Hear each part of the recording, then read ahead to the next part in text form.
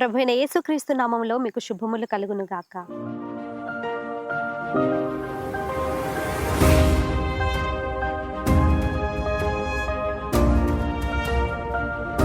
ప్రభువైన యేసు భూమి మీద రావడానికి ప్రధాన కారణం శిలువ యజ్ఞము జరిగించడానికి, పాపములలో ఇరుక్కుపోయిన ప్రజలను విడిపించుటకు దేవుడే నరవతారిగా ఈ భూమి మీద రావడానికి కన్యక గర్భమును ఎంచుకొని ఈ భూమి మీదకి దేవుడు వచ్చి ఎన్నెన్నో కార్యములను చేసి, నేను రెండవసారి మరలా వస్తాను, అప్పుడు నా పిల్లల్ని నేను తీసుకువెళ్తాను అని చెప్పి వెళ్ళిపోయాడు.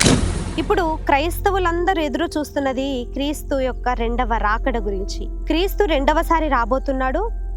అప్పటి వరకు క్రీస్తు చెప్పిన మాటల ప్రకారం జీవించి క్రీస్తు మార్గములో నడిచి సిద్ధంగా ఉంటే ఆయన మనల్ని తీసుకువెళ్తాడు అని చెప్పి సంఘములలో దేవుని రాకడ గురించి బోధించడం జరుగుతుంది. ఈనాడు సంఘాలు నిజంగానే క్రీస్తు యొక్క రెండవ రాకడకు సిద్ధంగా ఉన్నాయా? క్రీస్తు యొక్క రెండవ రాకడకి సంఘం ఏ విధంగా సిద్ధపడాలి? అసలు క్రీస్తు రెండవసారి వస్తున్నప్పుడు సంఘము చేయవలసినది ఏమిటి అనేది ఈరోజు తెలుసుకుందాము. హెబ్రీలకు రాసిన పత్రిక 10వ అధ్యాయం 25వ వచనం చదువుకుందాం. కొందరు మానుకొనుచున్నట్టుగా సమాజముగా కూడుట మానక ఒకరినొకడు హెచ్చరించుచు ఆ దినము సమీపించుట మీరు చూచిన కొలది మరి ఎక్కువగా అలాగు చేయుచు ప్రేమ చూపుటకును సత్కార్యములు చేయుటకును ఒకని ఒకడు పురికొల్పవలనని ఆలోచింతాం. క్రీస్తు యొక్క రెండవ రాకడ దినము సమీపిస్తున్నప్పుడు సంఘము ఏం చేయవలనే ఆజ్ఞ మనకున్నది అంటే, ఆ దినము సమీపించుట మీరు చూచిన కొలది మీరు ఎక్కువగా కూడుకోవాలి, ఒకరిని ఒకరు పురికొల్పుకోవాలి అని చెప్పి బైబిల్ గ్రంథంలో ఉంది. నిజమే, ఈరోజు కూడుకుంటున్నాం, ఎక్కువగా కూడుకుంటున్నాం, ఎక్కువగా ప్రార్థనలు జరుగుతున్నవి, ఎక్కువగా వాక్యం మన చెవులకు వినబడుచున్నది. కొన్ని సంవత్సరాల వెనుకకు వెళితే, 10-15 సంవత్సరాలు వెనుకకు వెళితే వాక్యం కొరకు పరుగులు తీసిన భక్తులు ఉన్నారు. కానీ ఇప్పుడు ప్రస్తుతమైతే విస్తారంగా వాక్యం అనేది వెదజల్లబడుతుంది. అది అసత్యమా సత్యమా అనేది పరీక్షించడం రెండవ విషయం అయితే, మొదటి విషయం ఏంటంటే వాక్యం అయితే విస్తారంగా బయటకు వెళ్ళుతుంది. ఒకప్పుడు దొరకనంత సంకుచితంగా ఇప్పుడు వాక్యం లేదు. జ్ఞానం విస్తరించింది, టెక్నాలజీ పెరిగింది, తద్వారా వాక్యం అనేది ఎక్కువగా మనకు వినబడుతూ ఉంది. ఎక్కువ కూడుకుంటున్నాం, ఎక్కువగా దేవుని వాక్యం వింటున్నాం, ఇది బాగానే ఉంది. కానీ కూడుకుంటున్నది ఎందుకు? ప్రేమ చూపుటకు, సత్కార్యం చేయుటకు, ఒకరిని ఒకరు పురికొల్పవలనని బైబిల్లో రాయబడి ఉంది కదా. ఈరోజు విశ్వాసులలో సాతాను పెడుతున్న చిచ్చు ఏంటంటే, ప్రేమ చూపడానికి, సత్కార్యాలు చేయడానికి పురికొల్పబడాలని మనకు ఆజ్ఞ ఉంటే మంచి కార్యమును అడ్డుకొనడానికి పురికొల్పుకుంటున్నారు ఈరోజు భక్తులు. మంచి కార్యాలను ఆపడానికి పురికొల్పుకుంటున్నారు ఈరోజు విశ్వాసులు. ఒకరిని ఒకరు ప్రేమ చూపుటకు, సత్కార్యం చేయుటకు, ఒకరు భక్తిలో ఎదుగుతున్నప్పుడు ఒకరిని ఒకరు ఇంకెక్కువగా పురికొల్పడం అంటే అర్థము ప్రోత్సహించడము అని. ఒకరు ప్రార్థన చేస్తున్నప్పుడు, స్తుతి చెల్లిస్తున్నప్పుడు, మనకంటే మంచి కార్యాలు చేస్తున్నప్పుడు, సహోదరి నేను చేయలేకపోతున్నాను, నువ్వు చేస్తున్నావు, అందును బట్టి దేవునికి స్తోత్రం అని చెప్పి ఈ రోజులు విశ్వాసులలో సాతాను యథార్థతను లేకుండా చేస్తున్నాడు. విశ్వాసుల హృదయాలలో సాతాను సత్యమును పురికొల్పే విధంగా, ప్రేమను పురికొల్పే విధంగా ఉండనివ్వడం లేదు. దేవుని పని నుంచి ఎలా వెనుకకు లాగాల, ప్రేమ చూపుట, సత్కార్యం చేయుట అనే ఈ కార్యాలను వెనుకకెలా లాగాలని విశ్వాసుల హృదయాలను సాతాను చెరగొడుతున్నారు. ప్రియ సహోదరులారా, ప్రియ సహోదరి, జాగ్రత్తగా ఉండండి. సాతాను తంత్రములను గుర్తుపట్టండి. దేవుని రాకడ సమీపిస్తున్నప్పుడు సమాజంగా కూడుకుంటున్నాం సరే, దేవుని వాక్యాలు వింటున్నాం సరే, కానీ వాక్యం వింటున్నాం మనము, దేవుని జ్ఞానాన్ని తెలుసుకుంటున్నాం మనం, ఒకరిని ఒకరం దేవుని ప్రేమ చూపుటకు, మంచి కార్యాలు చేయడానికి పురికొల్పుకుంటున్నామా, వెనకకి లాగడానికి పురికొల్పుకుంటున్నామా? ఎవ్వరి హృదయాన్ని వారు పరీక్షించుకోవాలి. దేవుడు చేసే ప్రతి మంచి కార్యం వెనుక సాతాను కుతంత్రాలు చాలా ఉంటాయి. దేవుడు ఏదైతే మంచి చేద్దాం అనుకుంటాడో అక్కడే సాతాను చెడు చేయడం ప్రారంభిస్తాడు. చాలా జాగ్రత్తగా, చాలా మెలకువగా మనము ఉండాలి. దేవుని వాక్యం వినబడుతుంది. ఈరోజు సమాజంగా కూడుకుంటున్నాం, విస్తారమైన జ్ఞానం, విస్తారమైన దేవుని వాక్యం వెదజల్లబడుతుంది. అయితే ఒక దినము రాబోతుంది, అది వాక్యము వినకపోవుట వలన కలుగు క్షామము. ఆమోసు గ్రంథం 8వ అధ్యాయం 11వ వచనంలో క్షుణ్ణంగా వ్రాయబడి ఉన్నది ఏమిటంటే, దేవుని వాక్యము వినకపోవుట వలన వచ్చు క్షామము అనేది వస్తుందట భూమి మీదికి. క్షామం అంటే కరువు. నువ్వు విందామన్నా దేవుని వాక్యం ఇంకా దొరకని ఒక భయంకరమైన కరువు రాబోతుంది.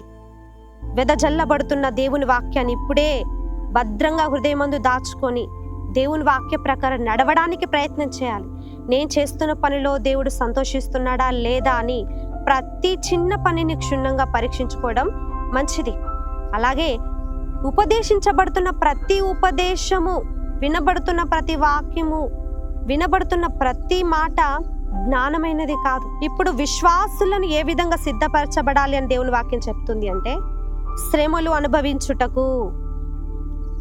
అనుభవించుటకు మీరు సిద్ధంగా ఉండండి. అనేకమైన శ్రమలు అనుభవించిన పిమ్మట పరలోక రాజ్యంలో ప్రవేశిస్తామని బైబిల్ గ్రంథంలో ఉంది.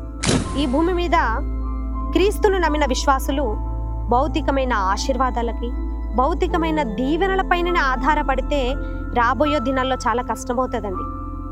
భౌతికమైన దీవెనలు, భౌతికమైన ఆశీర్వాదాలనే ఈ బోధలపైననే ఆధారపడితే రాబోయే దినాలలో ఇరుక్కుపోతారు. సాతాను సులువుగా చిక్కులు పెడతాడు. అనేకమైన ఊర్లలో ఇరుక్కుపోయే ప్రమాదం ఉంది. పైన ఉపదేశాలు, భౌతికమైన ఆశీర్వాదాల వైపు, భౌతికమైన ఆశీర్వాదాలు చేస్తున్న బోధల వైపు మొగ్గు చూపే కాలం ఇప్పుడు కాదండి. దేవుని శ్రమలను ధైర్యంగా ఎదుర్కొనే సమయం. దేవుని రాకడ సమీపంగా ఉంది. చాలాసార్లు విన్నాం, దేవుని రాకడ సమీపంగా ఉంది, దేవుని రాకడ సమీపంగా ఉంది అని ఎంతో కాలంగా వింటూనే ఉన్నాం.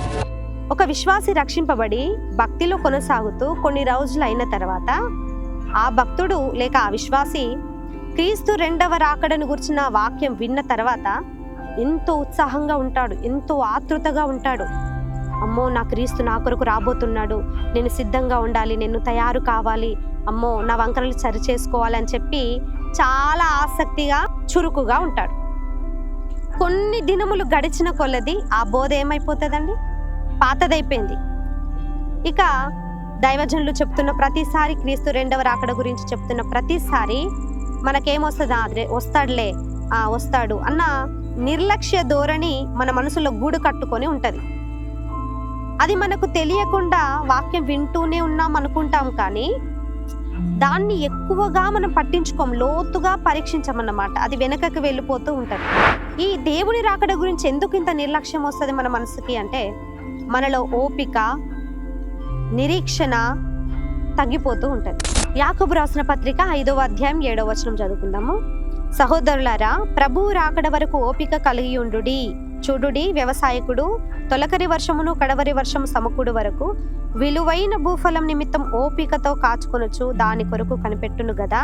ప్రభు రాక సమీపించుచున్నది గనుక మీరును ఓపిక కలిగి ఉండుడి. హల్లెలూయా. దేవుని వాక్యము ఏం చెప్తుంది? దేవుని రాకడ సమీపించుచున్నది, ప్రభు రాకడ సమీపించుచున్నది గనుక మీరు ఓపిక కలిగి ఉండండి అని బైబిల్ చెప్పింది. కానీ సాతాను మనలో ఓపికను తొలగిస్తూ ఉంటాడు. దేవుని ఆజ్ఞ ఏదైతే మన ముంగటికి వస్తుందో ఆ ఆజ్ఞని తృణీకరించే విధంగానే వాడు ప్రేరేపిస్తూ ఉంటాడు. మనమైతే ఓపిక కలిగి, నిరీక్షణ కలిగి దేవుని రాక కొరకు ఎదురు చూడాలి. బైబిల్ గ్రంథంలో మరొక చోట ఏమని వ్రాయబడి ఉన్నది అంటే, ప్రభు రాకడ సమీపించుచున్నది గనుక మీరు మెలకువ కలిగి ఉండుడి, మత్తులై ఉండకుడి అని. సాధారణంగా మత్తు అనేది ఎవరికి వస్తుంది అంటే, త్రాగే వారికే కదా మత్తు వస్తుంది అని మనం అనుకుంటూ ఉంటాం. మత్తు అన్న పదమునకు అర్థం ఏంటంటే, అది స్పృహ కోల్పోవడం. మత్తు వచ్చినప్పుడు వాళ్ళు ఏం మాట్లాడతారో వారికి తెలియదు, వారి శరీరం వారి స్వాధీనంలో ఉండదు, వారి ఆత్మ వారి స్వాధీనంలో ఉండదు, వారి మనసు వారి స్వాధీనంలో ఉండదు. ఈ శరీరానికి మత్తు కలిగించేవి ఎన్నో ఉన్నాయి. మనం అనుకుంటుంటాం మద్యము ద్వారా మత్తు వస్తుంది అని. అలాగే శరీరానికి మత్తు కలిగించే పదార్థాలు ఒకటి మద్యం అయితే, కొన్ని ఆహార పదార్థాలు కూడా మన శరీరానికి మత్తు కలిగిస్తాయి. ఉదాహరణకు, స్కూల్ పోయే పిల్లలు, కాలేజెస్కి వెళ్ళే పిల్లల్ని ఎగ్జామ్స్ రాస్తున్న సమయంలో వారిని ఎక్కువగా నాన్ వెజ్ తినవద్దు అని చెప్తారు. ఎగ్జామ్స్ టైంలో ముఖ్యంగా నాన్ వెజ్ తినవద్దు అని చెప్తా ఉంటారు. ఎందుకు నాన్ వెజ్ తినొద్దు అంటే, నాన్ వెజ్ అనేది ఎక్కువగా శరీరానికి మత్తును కలిగిస్తుంది. పిల్లలకి జ్ఞాపక శక్తి పోతుంది, లేక నిద్రమత్తు వస్తూ ఉంటుంది, ఇలా వస్తూ ఉంటాయి కాబట్టి తినవద్దు అని పిల్లలకు చెప్తూ ఉంటారు. నిజమే, అది వాస్తవం. శరీరానికి మత్తు కలిగించేవి కొన్ని ఉన్నాయి, అదేవిధంగా ఆత్మకు మత్తు కలిగించేవి కూడా ఉన్నాయి. ఆత్మకు ఏ విధంగా మత్తు వస్తుందండి? అయితే కొంతమంది మాటలు, మనుష్యుల మాటలను ఎక్కువగా పట్టించుకుంటూ ఉంటారు కదా, అది వారికి మత్తు అయిపోతుంది. మాటల మత్తులో పడిపోవడం అనేది జరుగుతూ ఉంటది. ఉదాహరణకి బైబిల్ గ్రంథములో హవ్వ సర్పం యొక్క మాటలకి మత్తురాలైపోయింది. ఇక తన ఆలోచించే స్పృహను కోల్పోయింది. దేవుడిచ్చిన ఆజ్ఞను సైతం ఆమె మరిచిపోయింది. ఆ మాటల మత్తులో పడిపోయింది. ఈ విధంగా మన ఆత్మ మత్తుకు గురి కాకూడదు. ఆత్మ విషయంలో దేవుడు మాట్లాడుతున్న మాట, మీరు మత్తులై యుండకుడి. ఈరోజు ఎవరి మాటలలో మత్తులలో పడిపోయి ఉన్నారేమో, లేక ఇంకే విషయములో ఆత్మీయ జీవితంలో మత్తులుగా ఉన్నారు. ఎటువంటి పాపపు క్రియలకు గాని, ఇంకేవైనా దేవునికి దూరం చేసే క్రియలకు గాని మత్తురాలివైపోయి ఉన్నావేమో. బయటకు రావాలి. బైబిల్ చెప్తుంది, మీరు మత్తులై యుండకుడి, మెలకువ కలిగి ఉండుడి. శరీరానికి కూడా మనం మత్తు తెచ్చుకోవద్దు. శరీరం మత్తు అయిపోయిందంటే ఆటోమేటిక్గా ఆత్మ కూడా మత్తు వచ్చేస్తూ ఉంటుంది. ఇంకా మనం వేరే దాని మీద ధ్యానం ఉంచలేము. శరీరం మత్తు అయిపోతే ఆత్మ కూడా మత్తు అయ్యే అవకాశమే ఉంటది. దేవుని వాక్యం చెప్తుంది, మీ దేహం దేవుని ఆలయము, మీరు దాన్ని పాడు చేయవద్దు. మనం తినే పదార్థాలు కూడా, ఆహార పదార్థాలు మనకి ఇష్టమైనవి తినకూడదు. నన్ను దేవుని నుంచి దూరం చేసే ఆహార వస్తువైనా నాకు వద్దు, నన్ను దేవుని నుంచి దూరం చేసే ఏ అలవాటు నాకు వద్దు అని ఎప్పటికప్పుడు మెలకువగా ఉండాలి. అజాగ్రత్తగా మనము ఉండకూడదు. ఈరోజు దేవుని రాక కొరకు మనం ఓపిక కలిగి, నిరీక్షణ కలిగి ఉండాలి. అయితే కొరింథీయులకు రాసిన మొదటి పత్రిక 13వ అధ్యాయం 13వ వచనంలో ఏముంటదంటే, మనం దేవుని దగ్గరికి చేర్చేవి ఒకటి ప్రేమ, రెండవది నిరీక్షణ, మూడవది విశ్వాసం. ఈ మూడు నిలుస్తాయి. వీటిలో శ్రేష్టమైనది ప్రేమయ్య అని చెప్పి పౌలయ్య గారు చెప్తూ వచ్చారు. ఆ మూడిట్లో మధ్యలో ఉంది చూడండి నిరీక్షణ. అది చాలా ముఖ్యమైనది. సాతాను మొదటగా మనలో నిరీక్షణ కోల్పోయేలా చేస్తాడు. ఎప్పుడు వస్తాడులే, నాకెప్పుడు మేలు జరుగుతుందిలే అని కొన్నిసార్లు దేవుని వాక్యం మీద మనకు నిరీక్షణ కోల్పోయే విధంగా సాతాను మన పైన దాడి చేస్తాడు. సాతాను దాడి నుంచి విడుదల పొందడానికి మనకు ఎప్పుడు బైబిల్ గ్రంథం చదువుతూ ఉండాలి, దేవుని వాక్య ధ్యానంలో ఉండాలి. ఆత్మకు ఆరోగ్యం కలగజేసేదే దేవుని వాక్యం. ఈ దేవుని వాక్యం మీద దృష్టి ఉంచితే మనము ఆత్మీయ జీవితంలో మెలకువగా ఉన్నట్లే. హబక్కూకు గ్రంథం 2వ అధ్యాయం 3వ వచనం చదువుకుందాం.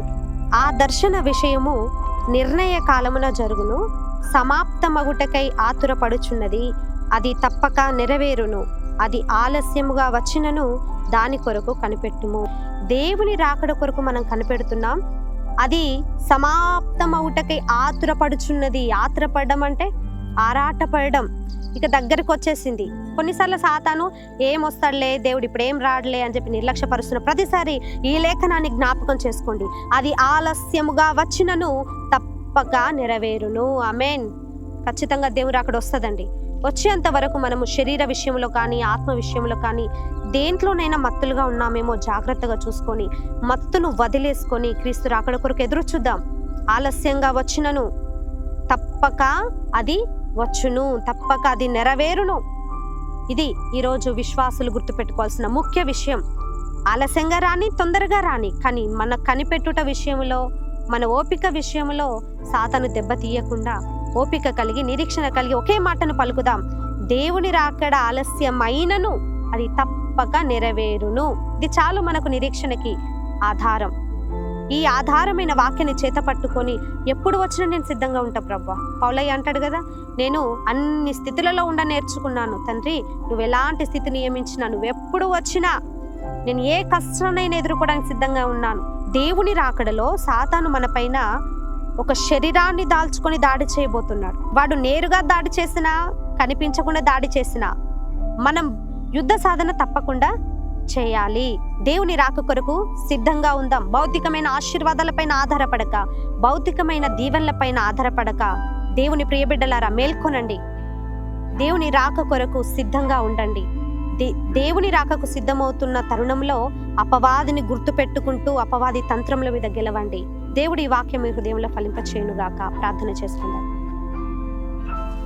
పరిశుద్ధమైన దేవా, ప్రేమ కలిగిన తండ్రి, మిక్కిలి ఆశ్చర్యకరుడా నీకు స్తోత్రములు.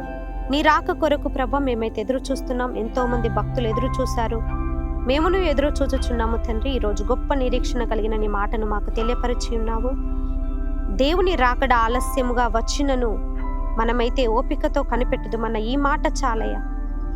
త్వరగా వచ్చినను ఆలస్యమైనను మేము నిరీక్షణ కలిగి ఉండునట్లు నీ ఆత్మ సహాయమును మాకు అనుగ్రహించి విన్న బిడ్డలోనూ మాలోనూ ఈ మాటను ఫలింపచేయమని మా ప్రియ రక్షకుడును నజరేయుడైన యేసు నామములో ఈ ప్రార్థన మీకు సమర్పిస్తున్నాము తండ్రి. ఆమేన్.